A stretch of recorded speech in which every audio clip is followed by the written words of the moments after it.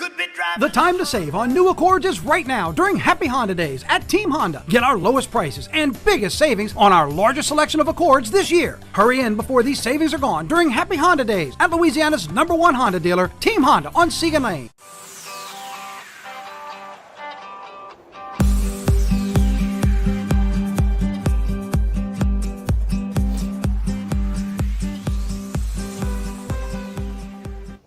Well, morning, everybody. Welcome to your Tuesday here. Where are we? The second, third. I'm very static. Is that my WAFB, my microphone? I'm sure it's me. I've been on station. Yeah, it's one of them. You hearing it? Hold on. Let's do this. Ready? Hey, yada, yada, yada, hey. Good to see you. Maybe it's me. Is it you? I just put fresh batteries in there. I don't know. Is this how the new year's going to go? Well, this worked fine was me and Liz. Oh, dang it.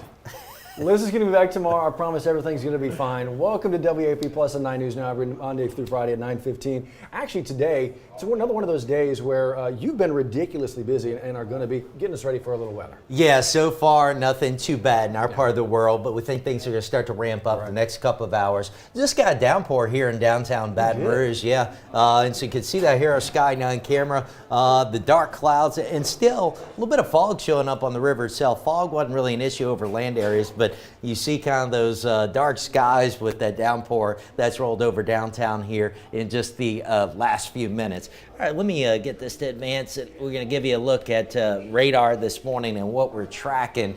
So here you see it, not real active locally as of yet. We've seen a decent coverage of showers and some isolated storms, nothing severe locally. But we are seeing a storm that's gotten a bit more intense here. It's moved through Centerville, now it's tracking just northwest of Liberty, Mississippi, keeping an eye on that. Starting to see a couple of these cells intensify closer to I-55, Tangipahoa Hope Harris. See a little jump in the radar data. So the radar in Slidell was scheduled to go down today for a 2-week period. They're replacing the pedestal on it. There's something inside the big soccer ball looking thing. Have you ever seen a radar? It's in, and the antenna spins on a pedestal. Well, looks like we're getting a tornado watch. So let me, as I tell you about the radar, let me see if I can pull up this tornado watch. So anyway, they were supposed to start that work today.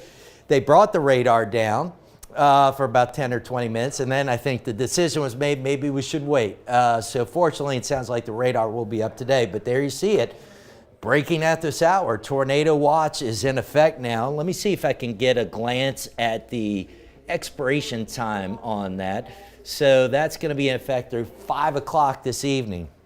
So most of our area now under a tornado watch through 5 o'clock this evening. So indeed, as I was just kind of telling you, I think the severe weather threat probably going to start to ramp up the next couple of hours. That would certainly indicate it. So again, nothing severe here locally at the moment, but don't be surprised. We start getting some warnings within the next couple of hours, everything kind of lifting up to the northeast. All right, let's give you a look future radar with caveat. Look at this right now, right? Not doing a great job of capturing what we have locally. It is doing okay with the stuff that's out to our west, so I don't think it's a complete swing and miss on this model run, but it's maybe not doing perfect either. But you see how it does show cells kind of intensifying here through lunchtime. That's noon. So we're going to have to watch it closely here, late morning through lunch into the afternoon. That's the noon hour. And you see how some of these are discrete individual thunderstorm cells. So there could be some rotating storms and that potential for tornadoes. Into the afternoon, 2:30, still showing it fairly active near and east of Baton Rouge,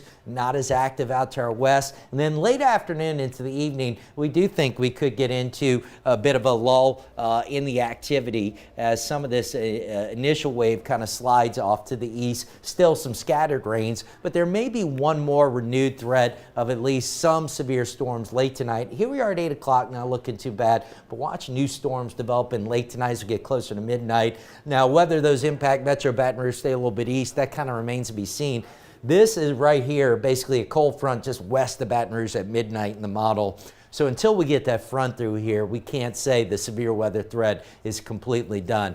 But we think that the greatest threat for severe weather probably going to be arriving here in the next hour or so and continuing through about mid-afternoon.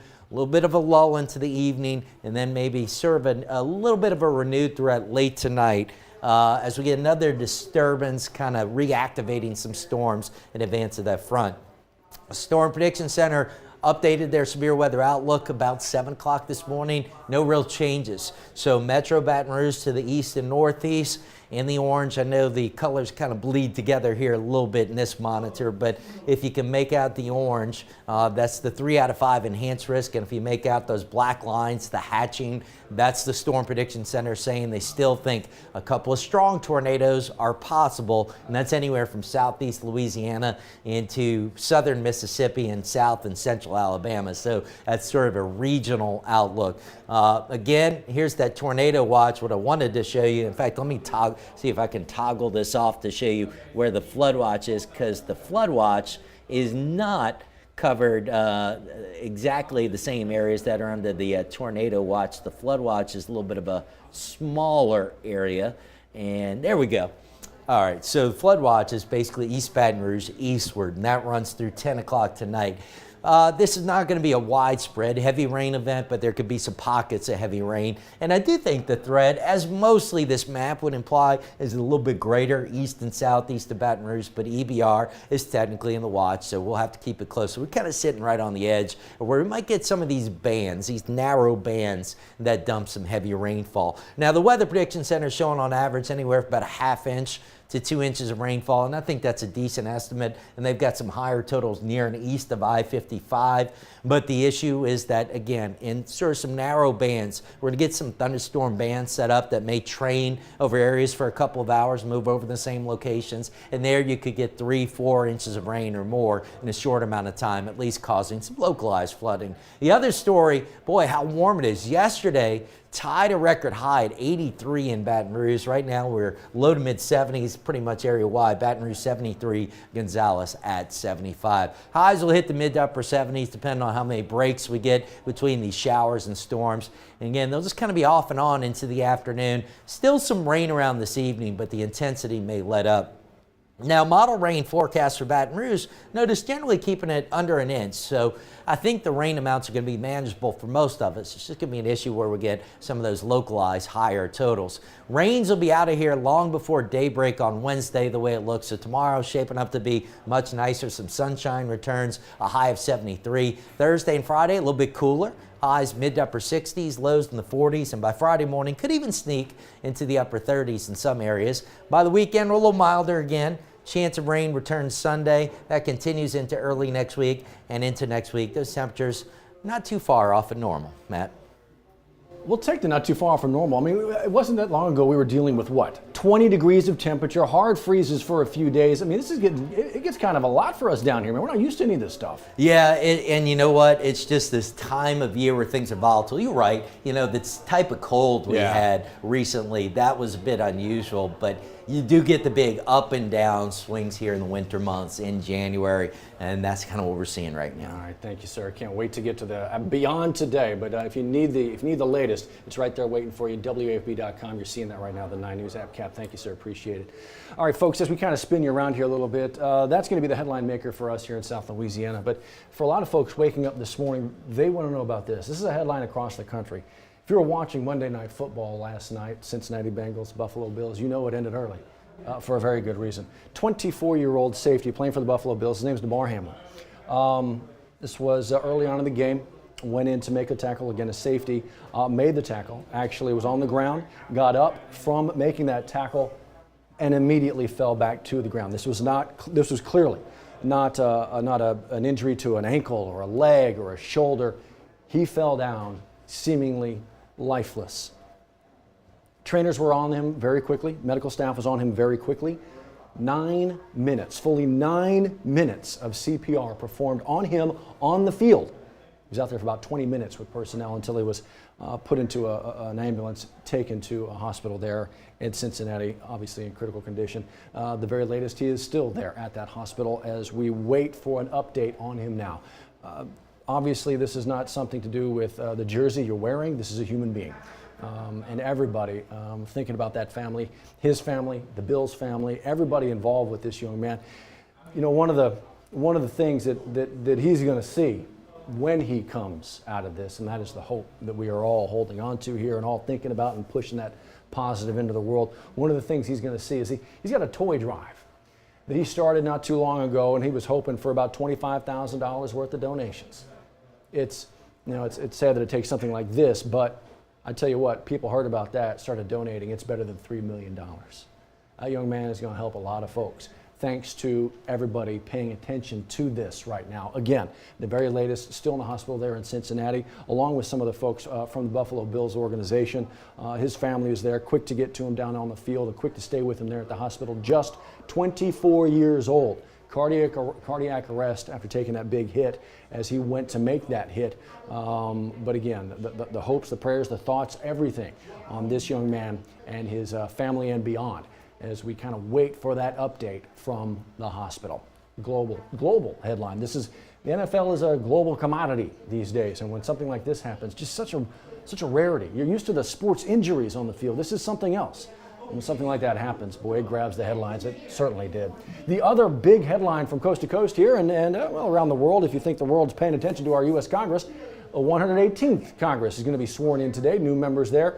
Actually, it's a record number of women now serving in Congress if you combine the House and the Senate. It's a record number of black women serving now as representing folks here throughout the United States. It's a record number of Latinas representing folks here in the United States as well. A lot to get to. It's not just about swearing them in today. Then they have leadership now in the House, which is, of course, controlled by the Republicans now. They have to vote on their leadership. Minority Leader Kevin McCarthy was thought to be perhaps in the driver's seat for that. Well, of course, what we've seen over the last couple months, that's not the case. A lot of folks saying he doesn't have the votes. A lot of folks saying he's not going to get the votes. What does that mean? Is that how this 118th Congress, at least on the House side of it, gets things started? We'll see what the Republican leadership decides to do, who they decide to put into that chair, what restrictions they may place on this person. Again, all of this happening today as the 108th Congress gets sworn in today. A lot of work to get done. A couple of national headlines right there. This, of course, beyond the weather, continues to be our big local headline. The headline over the weekend was just absolutely horribly heartbreaking. 2 teenagers, really high teenagers, members of the cheerleader squad, best of friends, killed during a police chase that they had nothing to do with. And of course, you've seen their young faces, their gorgeous faces, so many different pictures over the last couple of days. Talking, of course, about Maggie Dunn and Caroline Gill killed in this crash. And actually, Maggie's older brother, Liam, right, also in the back seat of this vehicle, severely injured, still at the hospital right now. He's going to need some surgery.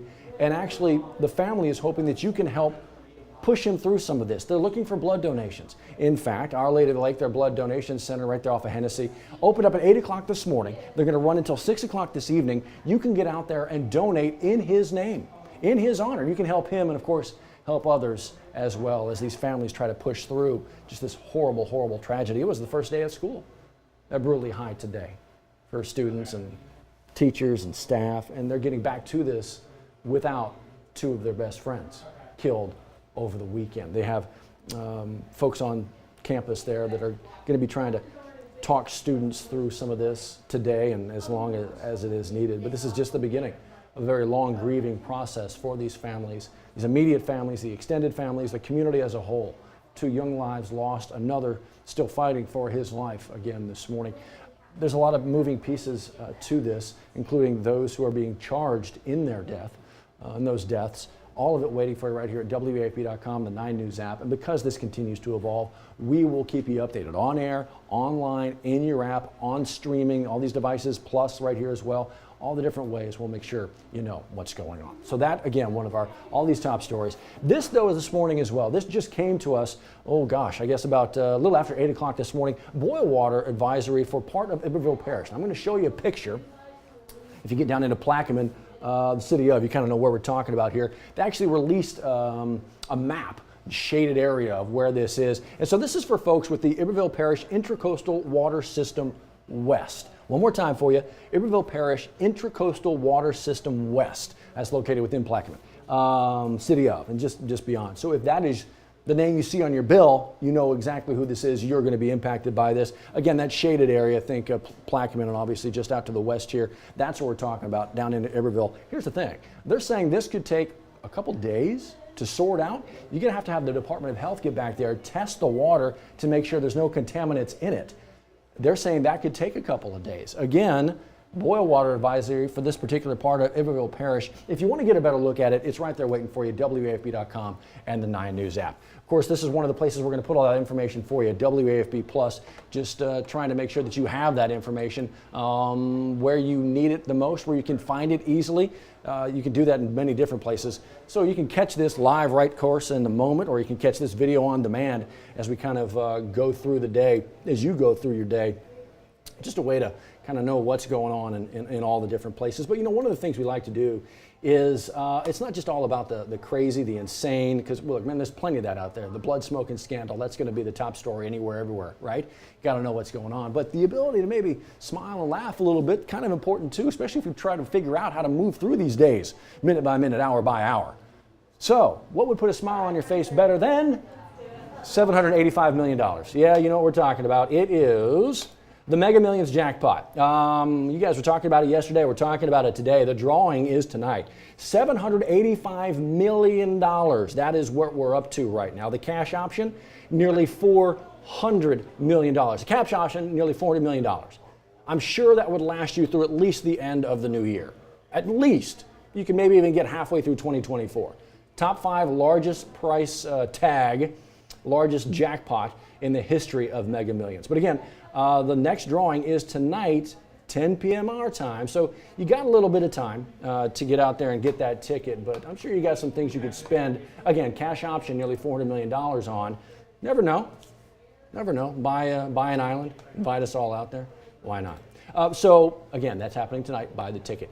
Something I was talking to my brother over the weekend. We're big music fans. Music files love everything about music, all genres, all types, all kinds, very eclectic. Rolling Stone just came out with their list of the top 200 singers of all time. Top 200 singers of all time. Now look, you knew right away there was going to be some pushback on any kind of list because somebody's going to have opinions. Everybody's going to have opinions.